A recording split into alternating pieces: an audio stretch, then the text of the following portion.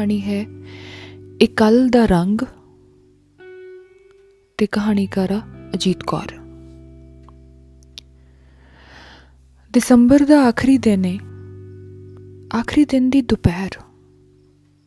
दुपहर दरअसल ढल रही है ते शाम होण विच अजे बहुत देर है। लोग न्यू ईयर ईव मनाउण दीआं तैयारियां विच ने ते मैं बिल्कुल इकल्ली, बिल्कुल खाली हो गई हाँ। सोचिया सी सिर्फ एक निक्के जे पल विच ये ख्याल नरम हवा दे झोंके वांगू मन दी किसी गली विचों लंघिया सी कि तोशी वल चली जावां। फिर सोचा नहीं, जाके गल की करांगी। अज तां मैं बिल्कुल खाली हाँ, एक गल तो भी खाली, किसी ख्याल तो भी खाली, पीड़ तो भी खाली, महसूस करने वाली हर शक्ति तो भी खाली। खाली जिवें हवा दा बगूला होवे, जिवें नीले गुबारे वांगू फैलिया आसमान होवे। अचानक मैनू लगदा है हवा हुणे मैनू पतझड़ दे जर्द पीले पत्ते वांगू उड़ाएगी ते पता नहीं कित्थे जाके पटक देवेगी। पिछली सारी रात हवा चलती रही सी। तेज हवा पतझड़ दे सुक्के पीले पत्तियां नू टाणियां तो चकचोर के अपनी बुक्कल नाल हूंजदी भगोले वांगू उड़ाउंदी। पत्तियां दी कुरमुरी आवाज़ मेरी बारी नू जिवें ठकोरदी रही सी। मैं उठ के बाहर आ गई सां लॉन विच, शॉल दी बुक्कल मार के। करारी हवा मेरे वालां दे विचों दी लंघ गई, मेरे कपड़ियां दे विचकारों गुजर गई। मुंह खोल के मैं लम्मा साह लिया। बहुत सारी सर्द ठंडी हवा नू अपने अंदर भर के मैं सिर तो पैरां तक लरज गई। फिर गेट खोल के सड़क ते आ गई। चप्पा कुचन दा हनेरे माइल जर्द गूढ़ा सुरमई चानण सलेटी सड़क ते विछया होया सी ते पत्ते जिहड़े सुरमई ते गहरे भूए जाप रहे सन बेसहारा सड़क ते उड़ रहे सन। ये गल कल रात दी है। उस वेले तो मेरे अंदर एक खालीपन भरना शुरू होया, एक अजीब खालीपन ते सुन्नापन। उस वेले मैनू तू याद आया साए कहना झूठ लगदा है। तेरा एहसास तां हर वेले मेरे नाल हुंदा है, मेरे नाल तुरदा सौंदा साह लैंदा है। याद होने वाली चीज़ तां बाहरों तुर के आउंदी है, तू तां मेरे तो कदे परे गया ही नहीं। मेरे सारे कपड़ियां विच तेरी खुशबू है, मेरियां सारियां किताबां च तेरी छू अजे भी लरजदी है। मेरे घर दियां सारियां कंधां दे अंदर तेरे साहां दी सुगंध भरी हुई है। बूहियां बारियां विच तू ही खड़ोता हुन्ना है। फर्क सिर्फ इन्ना है कि कदे ये घर तेरा ते मेरा दोवां दा हुंदा सी। उदों तेरे वजूद नाल मैं इन्नी लबरेज सां कि मैनू पता ही नहीं सी हुंदा कि कंधां दे विचकार भरी हुई हवा विच किसे दे साहां दी खुशबू किस तरह नरम महीन धुंद वांगू फर्श तो छत तक लटकी रह सकती है। तू चला गया तां ये एहसास होया। एक अजीब तरीके नाल घर होर भी अपना लगन लगा ते नाले बेहद बेगाना, जिवें किसी वीरान मैदान विच किसी पुराने खंडर दे उदास पत्थर धुप सेकदे होण। ते मैनू लगा मेरे अपने अंदर भी बहुत कुछ रिस के कंधां दे अंदरली हवा विच फैल गया है। ਧੁੰਦ ਵਾਂਗੂ ਲਟਕ ਗਿਆ ਏ, ਤੇਰੇ ਸਾਹਾਂ ਵਾਂਗੂ, ਤੇਰੀ ਖੁਸ਼ਬੂ ਵਾਂਗੂ। ਤੇ ਮੈਂ ਬਹੁਤ ਖਾਲੀ ਮਹਿਸੂਸ ਕਰਦੀ ਹਾਂ, ਇੱਕਦਮ ਖਾਲੀ। ਮੇਰੇ ਅੰਦਰ ਵੈਕਿਊਮ ਤੋਂ ਸਿਵਾ ਕੁਝ ਨਹੀਂ ਬਚਦਾ। ਕੱਲ ਰਾਤ ਉਸ ਗਾੜੇ ਸੁਰਮਈ ਬਿਮਾਰ ਚਾਨਣ ਵਿੱਚ ਇੱਕ ਟੀਸ ਪੋਲੇ ਪੈਰੀਂ ਤੁਰਦੀ ਆਈ ਤੇ ਚੁੱਪਚਾਪ ਪਸਲੀਆਂ ਦੇ ਅੰਦਰ ਵਾਰ ਲੈ ਗਈ ਸੀ। ਉਸ ਕਸਕ ਨੇ ਜਿਵੇਂ ਪਸਲੀਆਂ ਦੇ ਅੰਦਰੋਂ ਸਾਰਾ ਕੁਝ ਚੂਸ ਲਿਆ। 30 ਨਹੀਂ 31 ਦਸੰਬਰ ਦੀ ਰਾਤ ਸੀ। ਪਤਾ ਨਹੀਂ ਕਿੰਨੇ ਸਾਲ ਪਹਿਲਾਂ ਤੂੰ ਕਿਹਾ ਸੀ, ਨਵਾਂ ਸਾਲ ਕਿੱਥੇ ਸ਼ੁਰੂ ਕਰੀਏ, ਕਿਸ ਤਰ੍ਹਾਂ? ਮੈਂ ਕਿਹਾ ਸੀ, ਕੰਨਿਆ ਕੁਮਾਰੀ ਚੱਲਦੇ ਹਾਂ। ਇਹ ਉਸ ਜ਼ਮਾਨੇ ਦੀ ਗੱਲ ਹੈ ਜਦੋਂ ਤੂੰ ਮੇਰੀ ਬਾਲਾਂ ਵਰਗੀ ਹਰ ਜ਼ਿੱਦ ਨੂੰ ਹੱਸ ਕੇ ਮੰਨ ਲੈਂਦਾ ਸਾਂ, ਜਦੋਂ ਤੂੰ ਮੇਰੀ ਹਰ ਪਾਗਲ ਖਾਹਿਸ਼ ਨੂੰ, ਹਰ ਝੱਲੀ ਹਿਰਸ ਨੂੰ ਮੰਨਣ ਵਿੱਚ ਫਖਰ ਮਹਿਸੂਸ ਕਰਦਾ ਸਾਂ। ਉਂਝ ਜਿਸ ਚੀਜ਼ ਨੂੰ ਲੋਕੀ ਜਵਾਨੀ ਕਹਿੰਦੇ ਨੇ, ਮੈਂ ਉਸ ਦੀ ਢਲੀ ਦੁਪਹਿਰ ਨੂੰ ਹੰਢਾ ਰਹੀ ਸਾਂ ਤੇ ਤੂੰ ਉਸ ਦੀ ਸ਼ਾਮ ਨੂੰ। ਪਰ ਮੈਨੂੰ ਲੱਗਦਾ ਸੀ ਜਿਵੇਂ ਮੈਂ ਆਪਣਾ ਬਚਪਨ ਤੇ ਆਪਣੀ ਜਵਾਨੀ ਹਾਲੇ ਹੰਢਾਈ ਨਹੀਂ ਸੀ।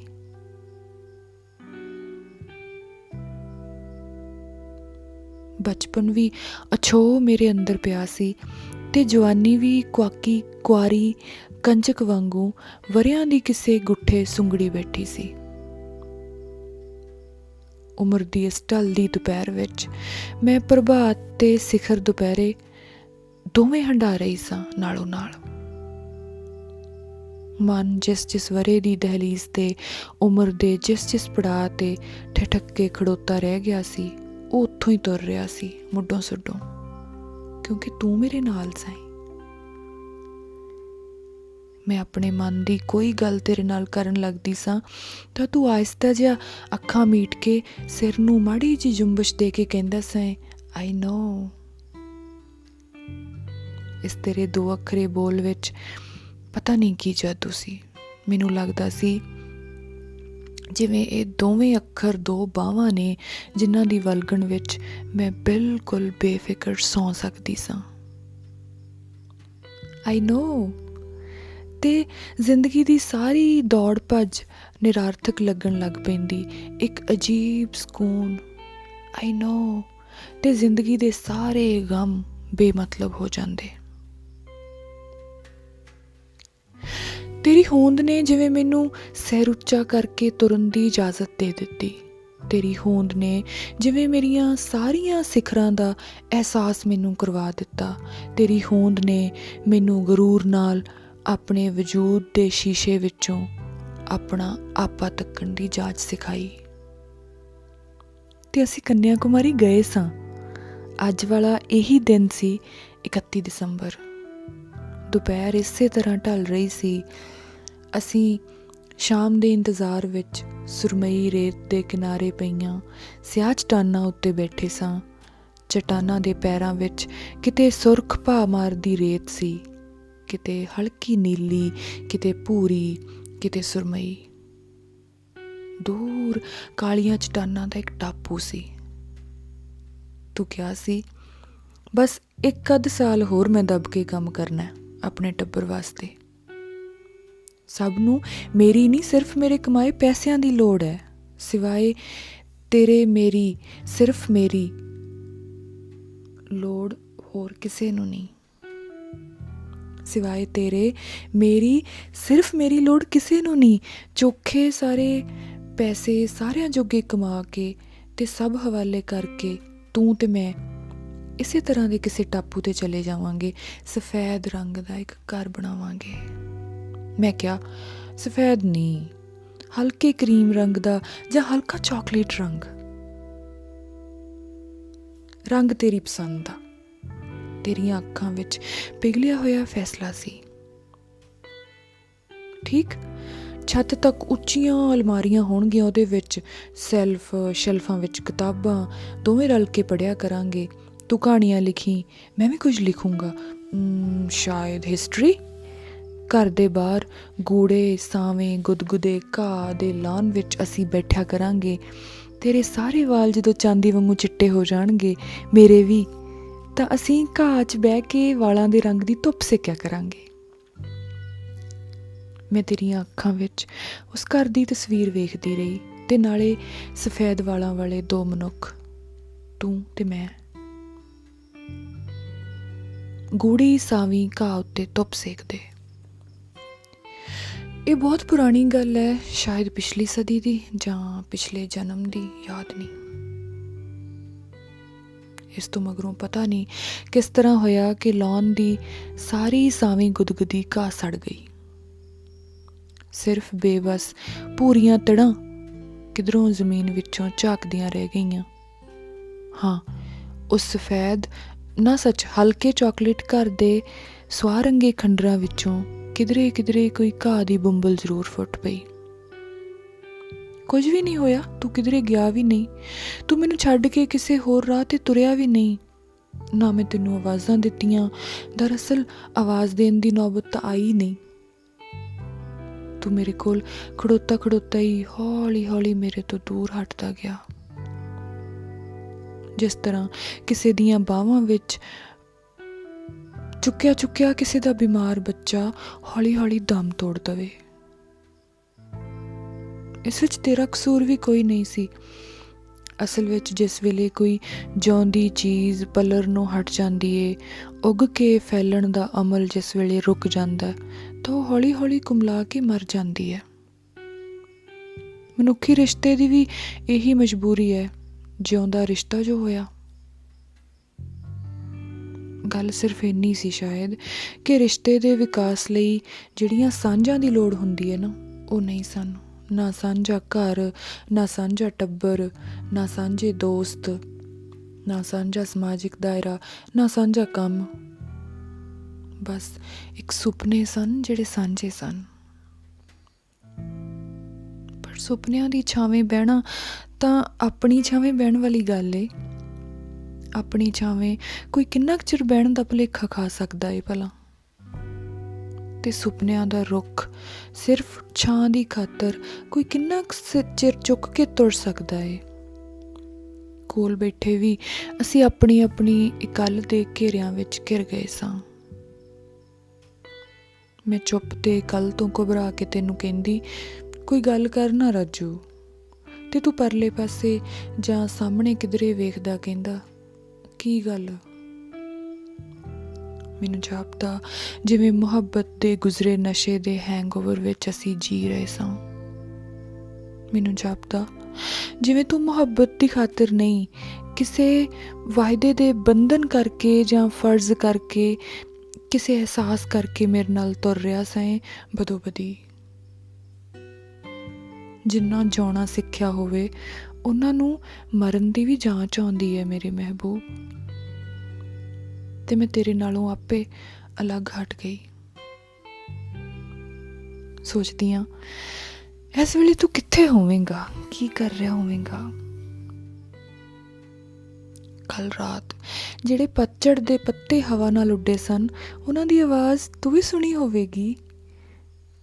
ਅੱਜ ਸ਼ਾਮ ਦੀ ਗੱਲ ਤੇਰੇ ਦੁਆਲੇ ਵੀ ਇੱਕ ਮਹੀਨ ਧੁੰਦ ਵਾਂਗੂ ਫੈਲੀ ਹੋਵੇਗੀ।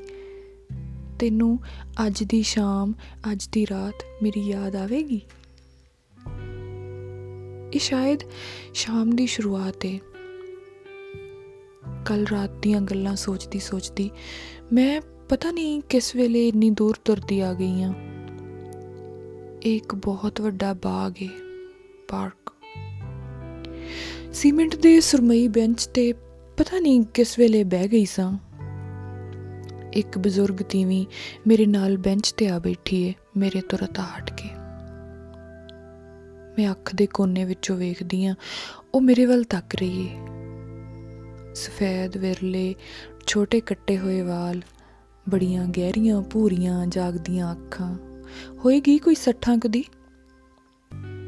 ਇੰਨੀ ਠੰਡ ਵਿੱਚ ਸੂਤੀ ਫਰਾਕ ਉੱਤੇ ਵਧੀਆਂ ਹੋਈਆਂ ਉਹਨਾਂ ਦੇ ਵੱਖਰੇ ਵੱਖਰੇ ਰੰਗਾਂ ਦੇ ਉਣੇ ਹੋਏ ਚਕੋਰ ਟੁਕੜੇ ਗੰਢ ਕੇ ਬਣਾਈ ਹੋਈ ਸ਼ਾਲ, ਪੈਰੀਂ ਬਹੁਤ ਪੁਰਾਣੇ ਬੂਟ, ਇਹ ਸਾਰਾ ਕੁਝ ਮੈਂ ਬੜੀ ਸਾਵਧਾਨੀ ਨਾਲ ਚੋਰੀ ਵੇਖਦੀ ਹਾਂ, ਇਹ ਤੱਕਣ ਵਾਸਤੇ ਕਿ ਅੱਜ ਦੀ ਸ਼ਾਮ ਮੇਰੇ ਨਾਲ ਆ ਕੇ ਕੌਣ ਬਹਿ ਗਿਆ ਏ। ਉਂਝ ਮੈਂ ਉਸ ਨਾਲ ਕੋਈ ਵੀ ਸਾਂਝ ਨਹੀਂ ਬਣਾਉਣਾ ਚਾਹੁੰਦੀ, ਉਸ ਕੋਲੋਂ ਬਚਣਾ ਚਾਹੁੰਦੀ ਹਾਂ। ਦਰਅਸਲ ਹਰ ਮਨੁੱਖ ਕੋਲੋਂ ਬਚਣਾ ਚਾਹੁੰਦੀ ਹਾਂ, ਕਿਉਂਕਿ ਬਹੁਤ ਇਕੱਲੀ ਹਾਂ, ਬੇਹੱਦ ਇਕੱਲੀ ਤੇ ਬਿਲਕੁਲ ਖਾਲੀ, ਅੰਦਰੋਂ ਸੱਖਣੀ।